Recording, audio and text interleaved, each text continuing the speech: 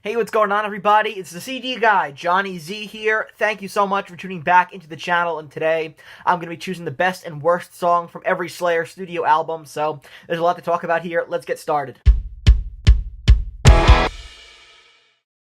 In the case of a lot of these early Slayer albums, there really is no bad song, so this is kind of least favorite and favorite here, but I've done a few of these now. You guys know how it works, so let's get started with their debut album, Show No Mercy, from 1983. Favorite song on here has got to be Black Magic. I absolutely love the opening riff on this track to kick off side 2 of the record. Dizzying solos on here, and the drumming by Dave Lombardo is fantastic as well. And, for an album that, didn't have the best production, I think Dave's drumming sounds fantastic on this track. And hands down, it's one of the thrashiest songs the band had ever written. Just super heavy and fast-paced, and, downright apocalyptic in atmosphere as well. Every song on Show No Mercy is great, but if I had to pick a weakest song on this fantastic early thrash metal masterpiece, I guess it would have to be Tormentor. I like it a lot. It's definitely the most accessible song on the record, which is not a bad thing, but to nitpick, I think it's probably the most simplistic song here, compared to some of the more complex compositions on the rest of the record.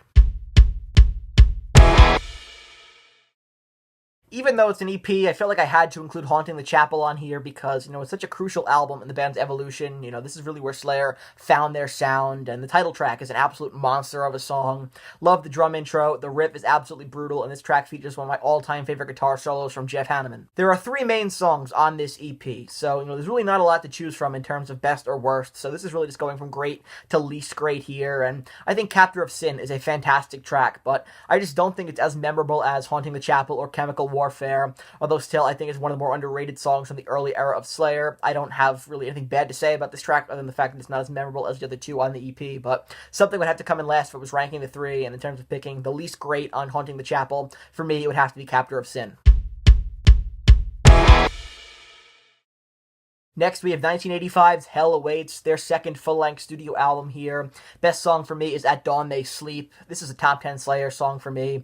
Early thrash metal greatness here by Slayer on their sophomore release, and in my opinion, At Dawn They Sleep is one of the best thrash metal songs of all time, and the bass is, super prominent on this track. It sounds amazing. I love how pronounced Tom Araya's bass sounds on tracks like this one and Praise of Death. Great deep cut there as well, and there are a plethora of great Hanneman riffs on here, and Tom Araya's vocals sound as menacing as ever, really on this whole record, as a matter of fact, but listening to a song like this, you can't deny Slayer's impact on, say, black metal or death metal in the years to follow. Again, there's no bad songs here. Hell Awaits was, huge for the band in the pursuit of a more progressive sound, and I'd say for me, my personal least favorite has to be Hardening of the Arteries. Now, this track has some great riffs to it before getting more groove-oriented by the end, but it's not as progressive as some of the other songs here. However, it is still my favorite metal song about coronary disease, so there's that. On to Rain and Blood from 1986. Incredible record here. 10 out of 10 album. Every song on this album is fantastic, but, I feel like everything lives in the shadow of Raining Blood and Angel of Death, which are 2 stone-cold classics. But, Rain and Blood, while being a perfect thrash album, is carried by so many of the lesser talked-about tracks, including Postmortem, my personal favorite on Rain and Blood. When it comes to some of the lesser talked-about tracks, here's some of the deeper cuts. Postmortem stands at the top for me. It's, melodic, it's groovy, it's super catchy as well, and the version from Decade of Aggression is probably my favorite rendition of this track, but the studio version is fantastic too. And ask me again next week though, and my pick for my favorite from Rain and Blood might be totally different because that's just the kind of album it is. It's stacked, and it's all killer, no filler. They're all bangers, 10 out of 10 like I said, and so that's gonna make picking the worst even harder. But when ranking every song on the record, I guess something would have to come in last, right? And so for me, I have to go with Epidemic. One of the lesser talked about songs on the record, still a fantastic song. The drum intro here is incredible, but just my personal least favorite on Rain and Blood. I don't think it's as memorable as some of the other deeper cuts from Rain and Blood, nor is it as memorable as, of course, the monster heavy hitters on here like Raining Blood and Angel of Death, but still really strong stuff. Moving on now to 1988's South of Heaven record here. I'm going to go with Silent Scream, my favorite from the album. And this track would have been a perfect fit on Rain and Blood, in my opinion. And of course, Slayer took a bit of a different approach to South of Heaven, slowing things down and really fleshing out the tracks on this record, making things sound even more menacing, if that was even possible. And, Silent Scream starts off fast-paced, and it remains fast-paced the whole time. So kind of an outlier compared to the general direction the band were going and pursuing on this album in comparison to their previous works. But I love Dave Lombardo's double bass bass on this track, and he's just on fire here. I love its placement on the album as track number 2, to follow up South of Heaven, almost serving as a reminder of sorts that, yeah, we slowed down a little bit, but we're still Slayer. Again, like I've been talking about, there is no worst song on South of Heaven, so then I have to start nitpicking, and then I sound like an elitist, and I don't like doing that, but, if I had to pick, I'd have to go with Read Between the Lies. Still a very solid track on this record, it's a very solid track on its own, but doesn't really stand out amongst the rest of the songs on this masterpiece, but still, great performance here by Dave Lombardo. His drumming is one of my favorite parts of this entire record, and even on my least favorite track, he still shines here. What I love the best about 1990's Seasons in the Abyss is the way it kind of takes the best from Rain and Blood and the best from South of Heaven stylistically and fuses it into one, and I love the way they slow things down just a bit on Dead Skin Mask, my favorite song on this record, to create one really haunting atmosphere, and this is one of my favorite Slayer choruses as well, and of course there have been a whole bunch of metal songs written about Ed Gein. I mean, Macabre made a whole career out of murder metal, but this is top shelf Slayer for me. Fantastic track, really, haunting atmosphere, disturbing lyrics, just fantastic stuff here, and this is a stacked album, so choosing a favorite was difficult, but I think Dead Skin Mask has to take it for me. And the worst on Seasons in the Abyss for me is going to be Temptation. Now, this might be an unpopular opinion, but I just don't like the vocal arrangement on this track, I think overdubbing Tom Araya's vocals was interesting for sure, I'm just not really a fan of Tom's vocals here from two separate takes playing simultaneously, and there was a disagreement in the studio over what to do with his vocals on this track. Kerry King liked the way it sounded, and it's still a cool track, but I could have done without the overdub for sure. On to Divine Intervention here from 1994. My favorite song has got to be 213. Lyrically, it fits the whole theme of, songs inspired by, just watching the news, which is what the band were doing when they were recording this record here. Divine Intervention is very much a reflection of what was going on in the world while they were writing it. And, some really unsettling, disturbing lyrics here delivered by Tom Araya. And I was shocked when the band played it live last year on one of their reunion shows. I was not expecting that at all. And maybe added the setlist in response to the popularity of the Dahmer Netflix series. I'm not really sure, but still, it's a great song. I'm glad the band are playing it live once again. It's one of my all-time favorite Slayer deep cuts on an album full of underrated material. My least favorite from Divine Intervention is going to be Killing Fields. I think what really hurts this track the most is its placement on the album. I don't think it works as the album opener. It's not really the explosive opening track that we're used to from Slayer. And I love the drum intro here, though, by Paul Bostaph. This was the band's first album with Paul, and it makes for a great intro for him, but it kind of fizzles out after that. The riffs don't really go anywhere, which is a bummer, and this is more or less a Paul Bostaph highlight reel and not much else for me, and I think a lot of Divine Intervention is really overlooked, but this is not one of my favorites, and needless to say, the band have written much more exciting openers in the past and would continue to do so in the future.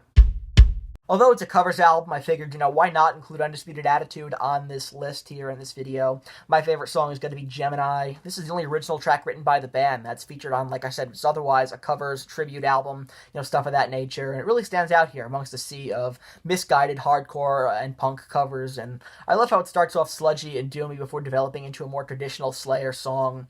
Kind of interesting how this track showed the direction the band will be going in next. But really solid stuff here written by Kerry King and Tom Araya. To be completely honest, I never really clicked with Undisputed Attitude. I know Jeff Hanneman was big into the punk and hardcore stuff, but I just don't think Slayer going punk worked, even if it was for a covers album like this one. And the worst offense on here for me by far has got to be I'm Gonna Be Your God, a cover of the Stooges' I Wanna Be Your Dog. I mean, they just took a classic song, by the Stooges. This is a great track, one of the all-time best punk songs. It's such an important, pioneering track from a legendary album, and they took it and they just disemboweled it in every way. From changing the lyrics to the really muddy-sounding production. It's a tough listen for sure, and much like a lot of the other covers on this record, I don't think holds a candle to the original. For the most part, I think Diabolus In Musica gets a bad rap, and I don't mind it. I think it's an album that gets way too much hate by the fans and the band alike. There's some really cool stuff on here with a good groove to it as well, and my favorite song has got to be Bitter Peace.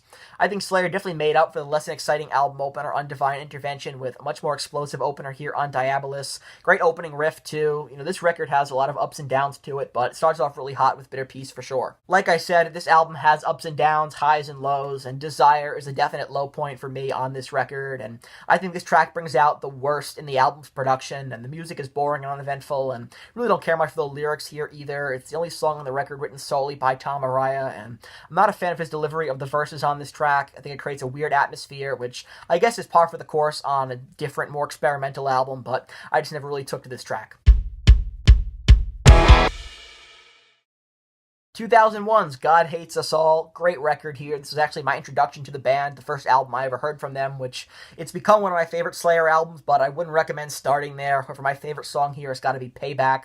Just an angry, scathing song here, both musically and lyrically, and this is, peak Kerry King, I hate people lyricism, which, gets old after a while, and it really works here, though, in my opinion. I lost count of how many F-bombs are dropped during this song, which is a little repetitive, but otherwise, Slayer closed out this record, with an absolute scorcher of a track. And I had to think about exactly where, but this would definitely be somewhere on my list of top 10 Slayer songs of all time. As for the worst song on God Hates Us All, this is also my least favorite Slayer song of all time, which is interesting, because like I said, God Hates Us All has grown into being one of my favorite Slayer albums, but I just had nothing nice to say about Threshold. This sounds like Slayer doing their best early Slipknot impression, and even though I love Slipknot, I don't love it on Slayer. This is a song, this is one of those prime examples where Kerry King gets a little too carried away with his angry temper tantrum lyrics here, and they were just trying way too hard on this track, trying their hand at a more nu metal sound where they sound very out of place in my opinion. And the song is only 2 minutes and 30 seconds long. I would have just personally left it on the cutting room floor.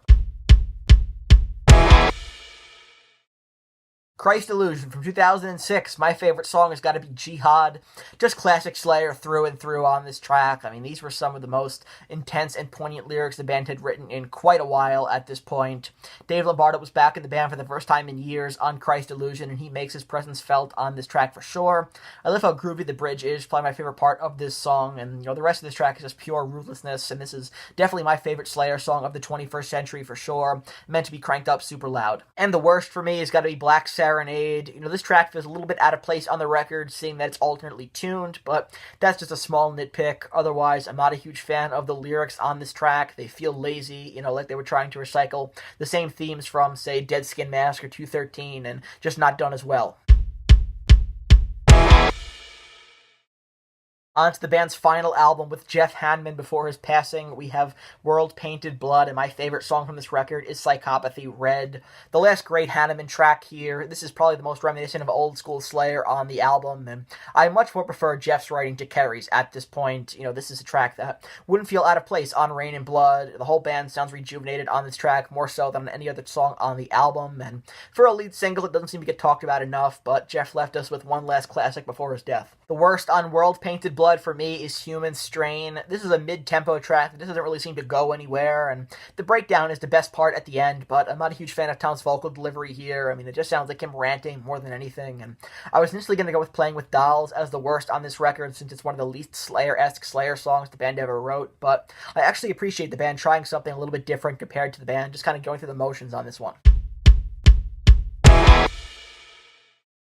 And last but not least, we have their final album, Repentless, from 2015. Best song on here for me is Chasing Death, written by Kerry King. And it's wild that Kerry can write so many of the same, I hate everyone, and now I'm going to make Tom sing about it for 3 minutes type of songs, and then also can write a really meaningful track like this one. It's a real hidden gem, I think, from the band's final album, in tribute to Kerry's deceased guitar tech, and probably a song that takes on a whole new meaning with the death of Jeff Hanneman in 2013 as well. This is my favorite Tom Araya vocal performance on the entire record. The anger in his delivery just seems to build and build, and he hit some great high notes here as well. I think great for his age too, and this is one of the better written Slayer tracks from a lyrical perspective on, one of their more modern day records. And the worst on this album for me is Delusions of Savior. Now, it may be a little bit cheap to go with the instrumental track at the beginning of the record here for the worst on the album, but, for some reason this song is the second most popular track on Spotify for Slayer, and I'm not really sure why, it's a brief little instrumental before the title track kicks in, and it's fine for what it is. I like the sinister atmosphere it creates, but I'm not quite sure why this song is so popular. Did people really like it, or is it just kind of how Spotify's algorithm works? We may never know the answer as for the popularity of Delusions of Savior, but that wraps up this video here, taking a look at the best and worst, least favorite and favorite song on every Slayer studio album, going from their debut, Show No Mercy, all the way to Repentless from 2015, 1983 to 2015 here. A lot of ground to cover. Slayer have a great catalog, of course, and like I said, those early albums, it was very hard to pick a worst per se, and so a lot of it just ranges from, great to least great. But if you enjoyed this video, please give it a thumbs up, subscribe to the channel down below, turn on the bell for notifications so you don't miss a new upload, and let me know down in the comment section below what are some of your favorite and least favorite Slayer songs. I want to hear from you. And until next time, it's the CD guy, Johnny Z, signing off. Take care, everybody.